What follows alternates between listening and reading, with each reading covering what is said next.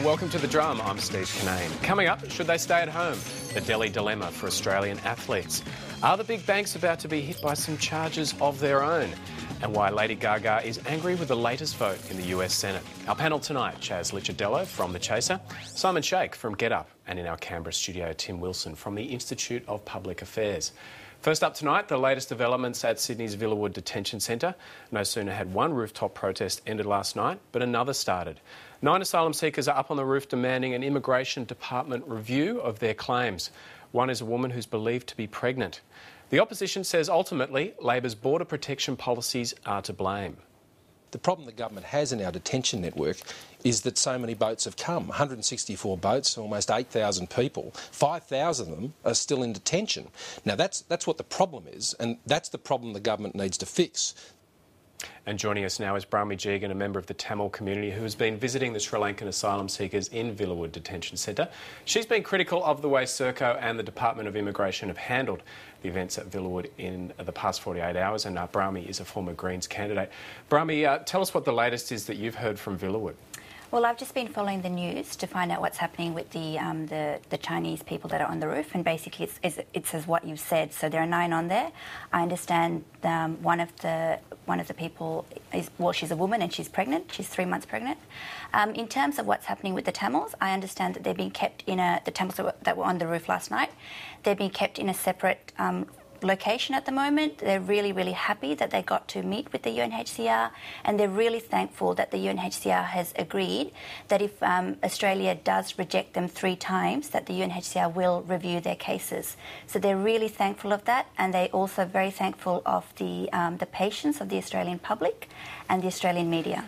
Are you surprised, given the events of yesterday and the day before, that somehow 9 more detainees have been able to get onto the roof at Villawood Detention Centre? Oh, absolutely. When I walked into work this morning and I got a text from someone in Villawood saying there are 9 up there again, I was like, hang on a second, how did this happen? And then to find that there's a pregnant woman up there, I just don't understand how that's possible. OK, I know, of course, there was great unease yesterday outside the detention centre and in various places about what was going on there, about that looming deadline at 5 o'clock and whether those men may have jumped off that roof. Now, I understand from, comments that you've made to me today that could have been avoided, that whole situation could have been avoided. Tell us about that. Sure. So I was on my way to Villawood yesterday and I was going with Stuart Holt from the MUA, and we sort of asked some other union people to come, and so we were on our way there and we were in the car, and I got a call from someone who was in touch with the guys on the roof, and that person said to me, look, the guys on the roof are saying that if you get there and if you're there, if Lee Rhiannon's present, Senator Lee Rhiannon from the Greens, someone from the unions and someone else from the Tamil community are present, they're happy to come down. Well, they've agreed to come down with no conditions and speak to the Immigration Department, but you guys have to be present when they do that. And I think that request was because they'd lost faith in the Immigration Department and the way the Australian government was handling this situation, and I think that's why they wanted people there who they could trust. I've been to Villawood quite a few times now. I've known them for the past 5 months. Lee Rhiannon had been there. She'd met them a few times. She was there on Sunday and had met a lot of them. Well, had met most of them that were up on the roof, and the other Tamil gentleman that they wanted had been going there, quite a lot of times too. So they trusted us. They wanted us there, and so we were on our way there, expecting that we would be allowed in. And this was a few hours before that 5 o'clock deadline. Yeah. So I got a call probably around 2:30, and then got to Villawood about 3. Lee Rhiannon arrived soon after, and at about 3:30 we went to the gates, the first set of gates, where there was a security official sort of manning the gates. We explained this to him.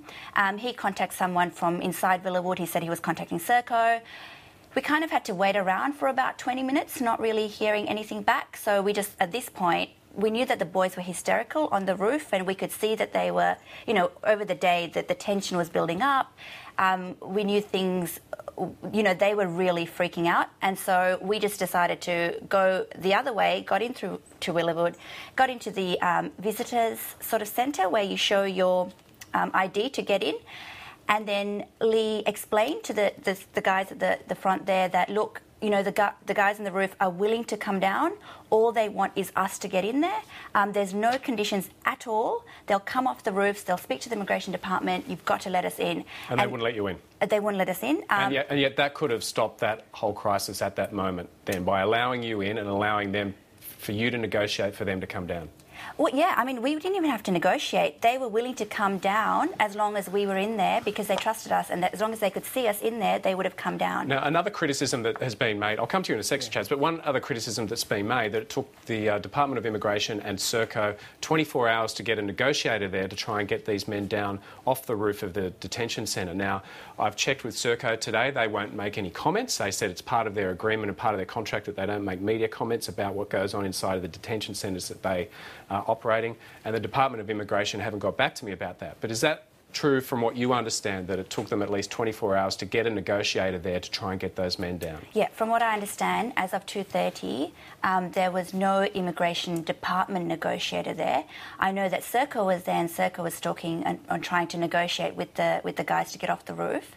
But I don't know about, they didn't know if that person was from the Immigration Department or not. As far as they were concerned, they were from Serco. Chas? I wanted to ask, first of all, did Serco give you any reasons why they weren't letting you in? Serco, I think, contacted then people from the Immigration Department. They might have. They were making a few phone calls to try and get us in. In the meantime, because we were getting quite concerned about what was going on in the, on top of the roof. So Lee did manage to get into contact with someone from the Immigration Department. She also, she spoke to Sandy Logan, and she spoke to the Chief of Staff at Chris Bowen's office, and kind of explaining the severity of the situation, and that we were there, we were, all we had to do is go in, they had to let us in, these boys would come down, speak to the Immigration Department, and, she was kind of really trying to push for the fact that they didn't want anything, they just wanted us in there because they trusted us.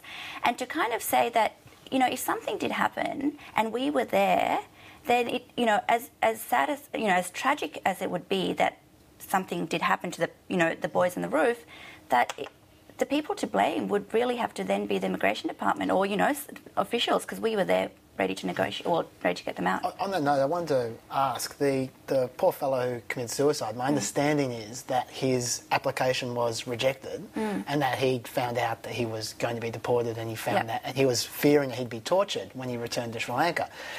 From your understanding, was there any basis in those fears? The guy that did end up commit suicide was actually from Fiji. So, and I think those are the fears that he had. I don't really know so much about the situation in Fiji other than what I've sort of read about. But in terms of Sri Lanka, that fear is absolutely real. Absolutely. We're constantly hearing stories of Tamils being abducted still, so the war in Sri Lanka is over, of course, and the situation in Sri Lanka has improved. We don't have bombs, falling down constantly every day from the government. But there's a witch hunt going on in Sri Lanka at the moment for Tamils. And they're being hunted under the premise that they were former LTT members. But they're just pulling anyone they want. They're looking for any scars on their bodies, and if they do have scars, they're saying, well, you were a fighter. Off you go. Sometimes we never see them again. Sometimes you hear they've been taken and put in some kind of a prison facility. You've also got to remember there are still about 9,000 Tamils who are being locked up in camps under the premise that they are former members of the Tamil Tigers. They've got, there's no sort of independent access monitoring of what's going on to them. There's no judicial system to charge them. And, people are very, very fearful of this, and it's not safe for Tamils there yet. Simon, what do you make of how this has been handled? Well, one of the more interesting things I think here is when we think about the issue more broadly, one of the key here is access to services for these people and access to proper legal advice. There have been studies shown in the past that when you give adequate access to mental health care but also to legal services, you get not only less of these protests, that much is logical, But you also get less appeals through the system later on. At the moment, it's costing the Australian government and Australian taxpayers some $38,000 per refugee and asylum seeker that's processed in this country. And so what comes to my mind... Is that because of all the appeals that are going on? Because of all the appeals, but also because of the delays, because at the moment we've got a freeze on the processing of Afghani asylum seeker applications. Because of these extraordinary things, we actually have an opportunity to not only create a fairer system, but also a more cost-effective system at the same time. That's the extraordinary thing here. There should be no argument about the fact that people should be processed quickly. Indeed, I would imagine if people were processed quickly and fairly and given proper access to legal advice in all circumstances, perhaps we wouldn't have seen the situation we've seen in the last few days. Absolutely. And what's also very interesting is that there are 3 UNHCR cardholders in Villawood at the moment. So they've already been classified as refugees under the UNHCR system. Although that could have been in previous times, mate. It could have been 6 months ago, a year ago, when the UNHCR may have considered Sri Lanka to be a more dangerous place. Isn't that the case? Absolutely. So it was the last person I know had got the card in 2009. OK. I just want to bring Tim Wilson in here and ask you, Tim, how do you think this whole situation's been handled in the last 48 hours? Well, it's clear, I think, that the situation is extremely difficult. I actually wanted to ask Brahmi a question. You said that the people in the detention centre on the roof were quite happy to come down if you had a representative from yourself, a Greens MP, and a delegate from the union movement, which is clearly a political representation, and they understand the political dynamics of the issues they face in the detention centre. Do you think if they had have had formal legal representation, they would have been allowed into the detention centre? If we had formal legal representation? No, if there was legal representation instead of sending yourself and a union movement rep and a Greens MP. Look, I don't think I can answer on their behalf because I don't really know what their thinking is. So I probably will have to stay away from answering from that just because I don't feel like I know how they were thinking at that point when they made that decision. OK, Sorry, Chas, I was just going to say, just one quick comment, and that is that this is obviously a complicated and difficult issue, particularly because we're talking about people whose applications have been rejected. And so they've gone through the system, which everyone wants them to go through, and they've been rejected, right? So, but the one thing which I think is unhelpful is that clip you played before from Scott Morrison talking about the boat people issue. My understanding is that many of the protesters on the roof weren't even boat people. So I don't think we should confuse this situation with the boat people situation. So the Sri Lankan men I'm sure would have come here by boat, though I think the Chinese people who are on the roof today have overstayed student visas. That's right. Which means nothing. I mean, the way you arrive in this country bears absolutely no relevance to your application for asylum seekers, for refugee status. We will move on because there's lots we want to talk about. But Brahmi Jegan, thanks a lot for coming in. Thank you. The problems just keep mounting for the Delhi Commonwealth Games. First it was construction deadlines being missed, then concerns of an increased terror threat. Now the collapse of a footbridge near the main stadium has many athletes wondering whether they should go. Sports Minister Mark Abib admits it's a big concern. Well, obviously that was a concern and we're seeking further information, but our High Commission is working in New Delhi with Indian authorities to ensure that facilities are safe and that we have a secure games. One athlete, discus world champion Danny Samuels, has decided to stay at home, and former medalist Jane Flemming doesn't blame her. I'm not sure I'd be taking the risk. I think there's a number of issues. One is obviously the security issues that we've been hearing about for the last 6 to 12 months anyway. And there's a little terrorism issue over there that, I'm hearing from security experts that they believe there could be an 80% chance of some sort of terrorist incident. So I think that would put the athletes on notice to start with. And now with what seems to be happening with the standard of the facilities and the village and, bridges and amenities collapsing, and I just think there's not really been too much good news.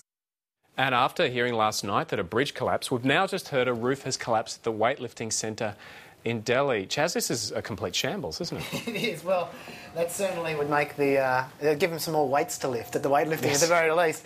It is a bit of a shambles. It's hard to judge from Australia, obviously, but I've got to say I think that I can understand why they have concerns. I mean, it's all very well for us to, make gags at their expense and sink the boot in a bit. But the fact is that, especially in the case of Danny Samuels, that it would have been really brave, I think, for her to be the first person to pull the plug. If you're a discus thrower, you don't have a lot of opportunities in your life to make millions in sponsorship. You know, it's not exactly the high life. She's not Gary Ablett, right? So for her, this is basically her one